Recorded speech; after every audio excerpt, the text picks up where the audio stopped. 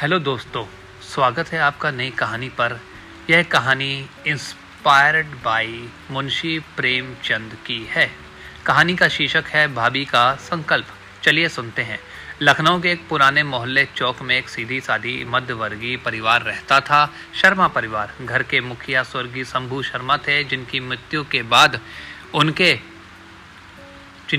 के बाद उनके बड़े बेटे मनोज ने परिवार की जिम्मेदारी संभाली। मनोज की पत्नी रेखा अब इस घर की भाभी बनकर घर का आधार स्तंभ बन गई थी। छोटा भाई था अभय, जो अभी लखनऊ यूनिवर्सिटी में पढ़ रहा था। उसके लिए रेखा भाभी सिर्फ भाभी नहीं, माँ की तरह थी।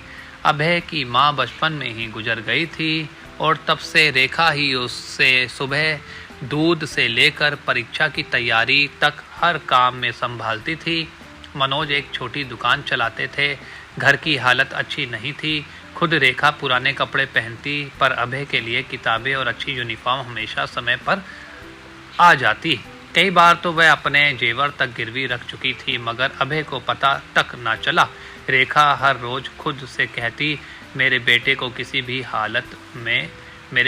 किसी भी हाल में बड़ा आदमी बनाना है, उसे मेरी तरह जीवन की कमी ना सहनी पड़े। अभय अब एक बड़ा अफसर बन गया था। उसका तबादला दिल्ली हो गया था। अब घर में एक अलग सन्नाटा था। पहले जो अभय हर सुबह भाभी के बनाए पराठे खाए बिना नहीं जाता था, अब महीनों फोन भी नहीं करता। भाभी रोज छत की ओर देखती, आज शायद छुट्टी लेकर आएगा, लेकिन हर बार मनोज धीरे से कह देते, रेखा, बड़े लोग अब कहाँ फुर्सत पाते हैं। कुछ साल बाद अभय की शादी हुई। उसकी पत्नी एक उच्च वर्गीय और आधुनिक सोच वाली लड़की थी, अनुष्का।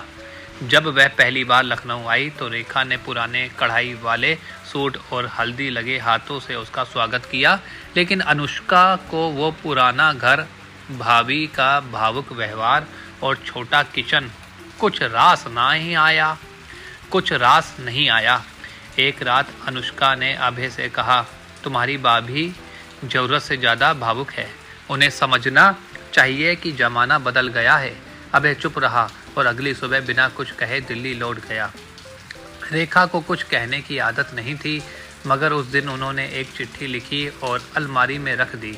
उसमें लिखा था, अभय, तुमने जो कुछ भी पाया है वह तुम्हारी मेहनत और भगवान की कृपा है, मगर मेरी खुशी तेरी कामयाबी में नहीं, तेरी मुस्कान में थी। अब तेरी जिंदगी में नई भाभी है, नई दुनिया है। मैं सिर्फ इतना चाहती हूँ कि कभी कभी उस पुराने आंगन को याद कर लिया कर, जहाँ तुझे पहला अक्षर सिखाया था। तेरी रेखा भाभी। 1 साल बाद मनोज का निधन हो गया। अभय आया, मगर रेखा भाभी उस वक्त तक घर छोड़कर एक अनाथालय में सेवा करने जा चुकी थी। अभय ने वह चिट्ठी पढ़ी तो उसका दिल रो पड़ा। पहली बार उसने खुद को बहुत छोटा महसूस किया। वह अनाथालय पहुंचा, जहां रेखा बच्चों को पढ़ा रही थी। भरे गले से बोला, भाभी, घर सूना है, आपको लौटना ही होगा। रेखा मुस्कुराई, अब मेरा घर यही है, लेकिन हाँ, जब तेरे बच्चे अक्षर सीखें तो उन्हें कहना, तुम्हारी भाभी ने कभी तुझे भी आ सिखाया था। भाभी केवल रिश्ते का नाम नहीं, एक माँ की ममता, एक बहन की आत्मीयता और एक त्यागमयी नारी का स्वरूप होती है। उन्हें नज़रअंदाज मत कीजिए, वरना जब वे दूर हो जाए तब घर का आंगन भी वीरान लगता है। धन्यवाद।